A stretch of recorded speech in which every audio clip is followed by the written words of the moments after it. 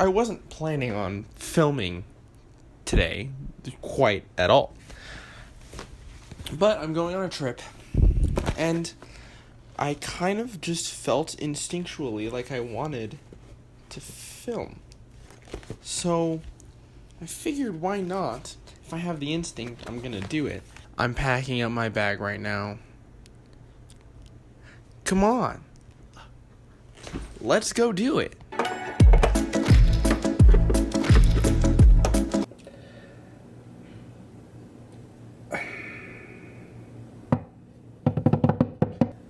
I was gonna film a video, and I had a plan, and I have a plan. I still have a plan for what this video is. But why can't I make this video that video? Maybe that's why I'm feeling like I should film right now. Okay. Might be longer than I expected, but it might work. This is my camera bag right now. I have my drone here. I have my little pancake lens here for my camera that I'm using right now, this one. I'm gonna switch to this lens just so I can have the autofocus, but just know that you're gonna be missing out because you've seen how nice this lens is. This baby is amazing and I love it to death. If only it didn't make noise, but it's a prime lens. It's a 35mm. This baby is my 16-inch MacBook Pro. It is my workhorse. I love it to death. I don't think I'll change from this computer for a very long time, and it's just because it has done everything I've ever needed to do and more. This is my microphone. When I'm recording videos, like a gaming video or a video where I am standing in front of the camera, this thing will be right below me. This is a Yeti Blue USB mic. I don't know what the exact branding is for this one, but I'll leave a link in the description. This mic has treated me well, but I don't have a directional mic at all. So when I'm recording stuff like the kind of stuff I'm doing now, or where I'm standing in front of the camera, it becomes kind of awful audio. So I definitely need to invest. My Glide Cam is the one piece of technology that I think I regret getting. It's not that it's not a good piece of equipment, but I just haven't really used it that much at all. I haven't had a use for it. I'm sure when I start doing more client work, if people ask me to do client work, which I'd like to start doing, then I would use it more. I have my ring light in here. I'm borrowing these lights from my friend David. These are bicolor lights. I have this old mic, but if I were to plug it in to show you what the audio sounds like, it would be garbage. That's why I don't use it anymore. Also, this camera I can't even put it in this camera, so it doesn't even matter. I do have multiple cameras other than the one I'm using, obviously, but I mean, they're all pretty old. First, I have my GoPro. I mean, I haven't really used it in a little while, but every time I have used it, it's worked really well, and I don't regret this purchase. I have my little toy film camera. I haven't developed the film in this camera yet. This is the camera that I do a lot of photography on. This is my Canon 81. This one's a film camera from my grandpa. And I've taken a lot of pictures. I'm sure you guys have seen, and I'll put some, I guess, as well. And yeah, all I have left really is just this last piece of equipment, and that's pretty much where I'm at right now in the present day. That's where my equipment's at. That's kind of what my loadout is looking like. What's in my camera bag, I guess you could say, for 2 days from my birthday, which is 2 decades down. It is 2 decades that I have been alive, and I have done a lot of things in those 2 decades to get to the point where I am at now. I don't think this video needs to get a lot of views. I think this video should be a bookmark in between chapters of the book of my life. I don't know how much time I have left. I could have 6 decades, I could have 2 decades, I could have only next week. I don't know what I have left, but I do want to make this video so that I can at least document where I'm at now with whatever time I have left. Just trying my best to build a business and to become the person that I've kind of always think I wanted to be, even though I didn't really realize it at first. And that's where kind of this thing comes into play. This is the first camera that I ever used. It is a Sony Handycam. It takes 8mm VHS tape. And this was the first camera that I ever used back in 2008, where I was just making videos with my friends and my family, the same people I'm going on this trip with right now. Man, what an era. I didn't really have a purpose for what I was doing then. I was just doing it for fun, because I just enjoyed watching people like Olan Rogers and Nigi Higa. And I was inspired enough that I wanted to make videos for fun, but I didn't put them anywhere, because why would I need to? I was like 8. After those moments in 2008, I started to do things out of passion, but I kind of lost sight of that for a long time. Well, I guess I'll keep backing. I am lucky enough that I have the choice as to whether or not I want to wear glasses. Because of that, I can just not wear them. But a lot of people don't have that choice, and I'm sorry for you.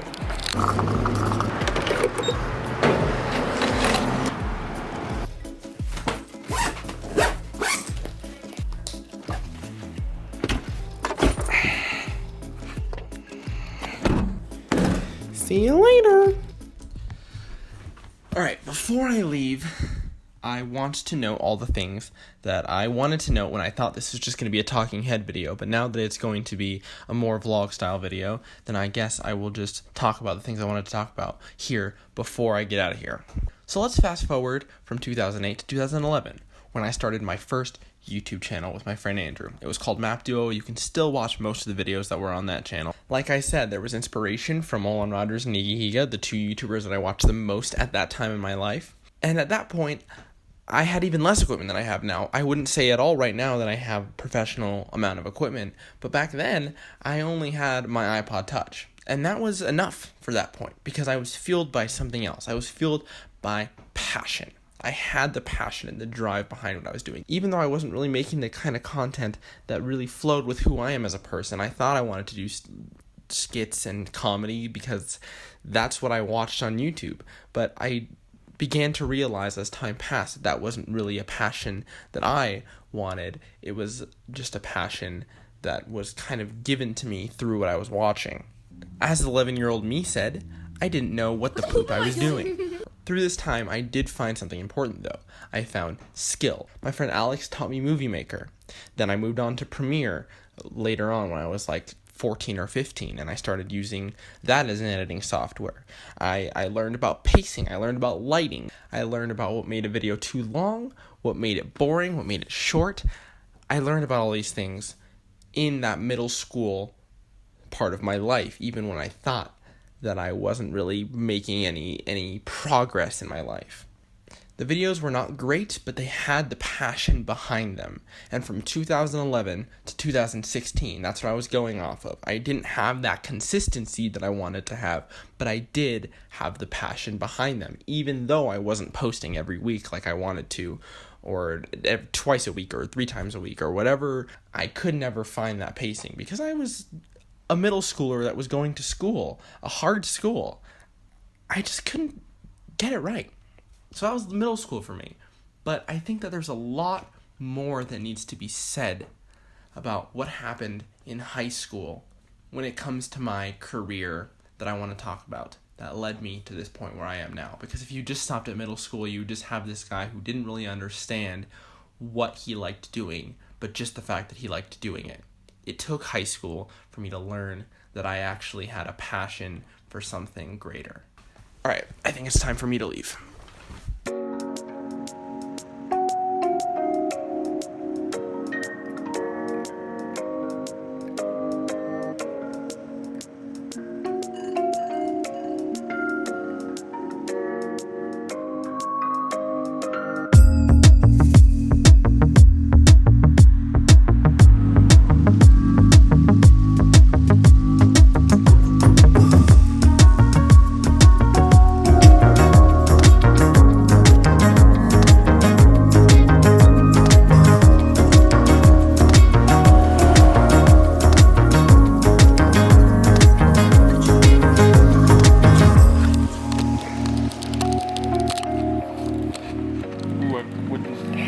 Tried vlogging on this, and I don't think I want to try it again.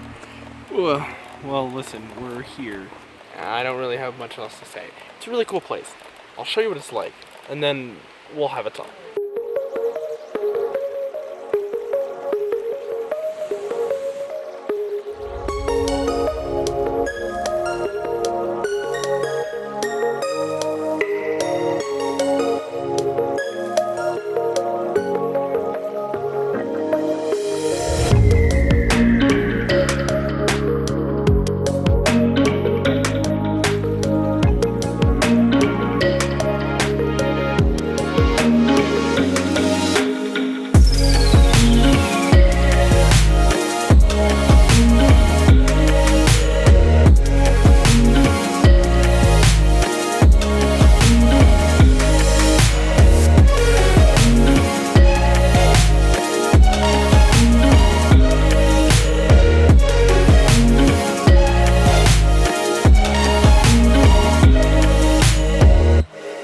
So I turned 16, and I decide that I want to make a new channel. That I want to make a channel that isn't really the same, because it's not relying on another person in order to make the kind of content I wanted. I had realized what my dream was, but I didn't want to drag someone along in a dream that was my own. I thank Andrew for everything that he did to help me with the channel, but I just had to move on because it wasn't his dream. It was me. I'm the one who wanted to start this YouTube thing. So I made a new channel, and I called it Mac Variety. This channel, before it was just my name, it was Mac Variety. And it had that name for a reason, because I wanted the channel to be a variety of things. I wanted to post not just one type of content, but any type of content, because I felt like I couldn't just be held to one thing.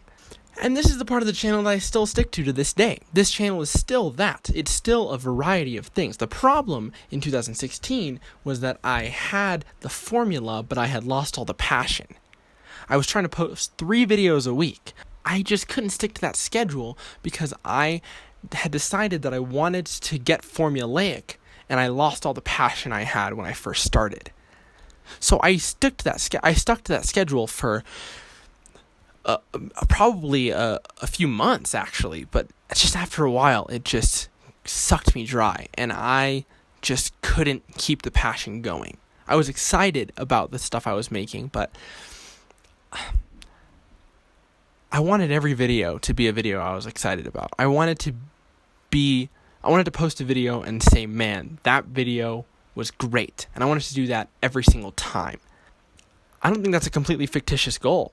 I think anyone who's going out there and making content can do that, but it takes a lot of work, because you can't just put your content on a conveyor belt unless it's made to do that.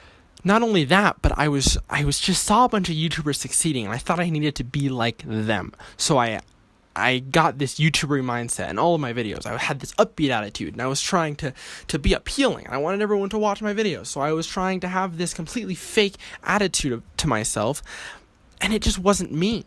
So as time passed, I slowly stopped posting videos, and I grew up. I thought, this YouTube thing just isn't for me, because I'm not excited about the things I'm making. Not realizing that I just wasn't excited about the things I'm making, because I just wasn't making the right kind of stuff, and I was doing it to a completely unachievable extent. But everything changed when I started watching channels like SugarPine7, who broke that mold, that YouTubering mold of just having this upbeat attitude and being a YouTuber, and I started seeing genuine YouTubers, and I thought, I want to be like that. I want to be genuine like that, like Peter McKinnon, like PewDiePie, like SugarPine7, like Alon Rogers. I wanted to be a genuine YouTuber who just made content I enjoyed, no matter the frequency, because I just enjoyed it. So I stopped making content for a while, started focusing more on what I wanted to make, and then I made Thankful. One of my favorite videos to this day, even though I sometimes cringe at some of the moments in that video. It was a video of passion. The first time I'd made a video of passion in so long. I started to slowly move down the road from the YouTuber content to the passion content. Back to where I was when I was 11, but this time I knew what I was doing, because I knew what I loved, and I did it well.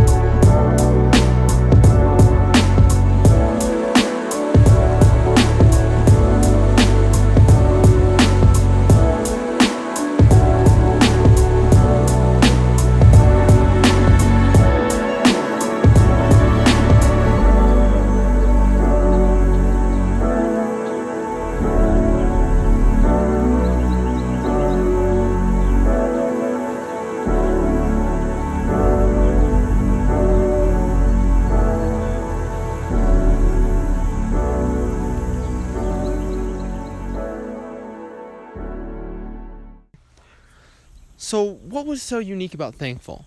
What made Thankful more unique and so different than all the other stuff I was making before? Well, Thankful had started out just as my other videos. It started out as a YouTuber-y type video. I was trying to make a vlog, and I tried and tried again, and I kept failing because I just didn't feel like I was doing it justice. I didn't feel like I was making it right. And then finally, when I was looking at all the footage together, when I was looking at all these attempts that I tried to make something good, it was together that I realized that I could take the parts of them that were made out of passion, and I could stitch them together with this dialogue that would make it the perfect video. And that's what it was, in my opinion. One of the most perfect videos I've ever made, because it was a video that was made out of passion and out of heart, and that wasn't about the YouTuber mindset, but rather it was just about me making something that I love, because I love doing this. I love it to death. So from then on, I started making content again, but it wasn't as frequent as before. I was making content, and a lot of it was the same. A lot of the content that I was making was the same kind of content that I had been making so many times before, but the difference was I made it when I was excited about it. I made it when I was passionate.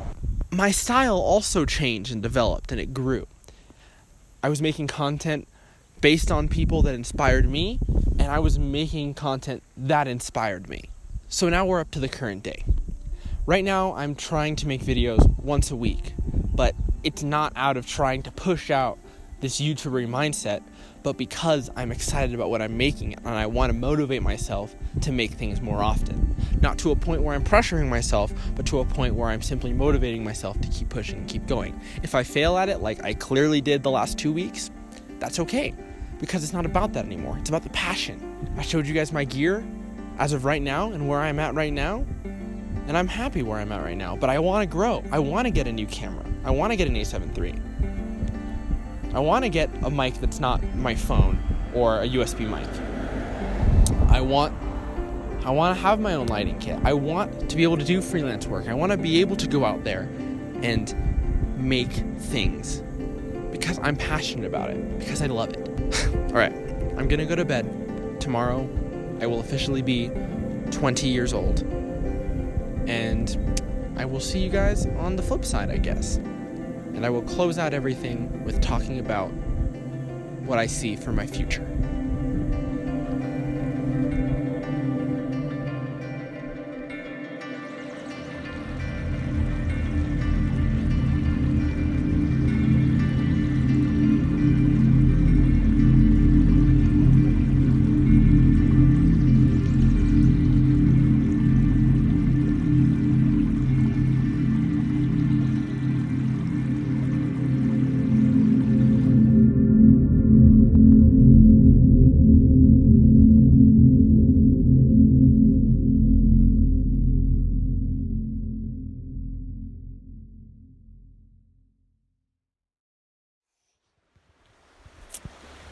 Today is August 23rd, 2020.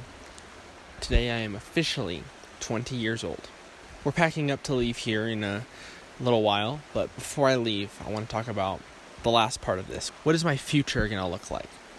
And like I said, I don't know, but it doesn't hurt to still plan and still try and make an effort to push towards a goal, right? That's what we all should be doing. We should all still be making goals even though we know that the future isn't set in stone. That being said, I want to get a new camera first of all. I want to get new audio, new lighting equipment. In the far future, what I'd like to do is I'd like to start a production company that outsources freelance work and short films. And I would also like to grow this channel, the production company and the YouTube channel, each funding the other so that each can grow to success. I'd like to have a business, I'd like to have employees, and I know that might be literally another decade down the line, but whatever it takes, because I have a dream and I have a goal, and I'm going to shoot for it. I don't know what my future is going to look like, but this is where I'm at now.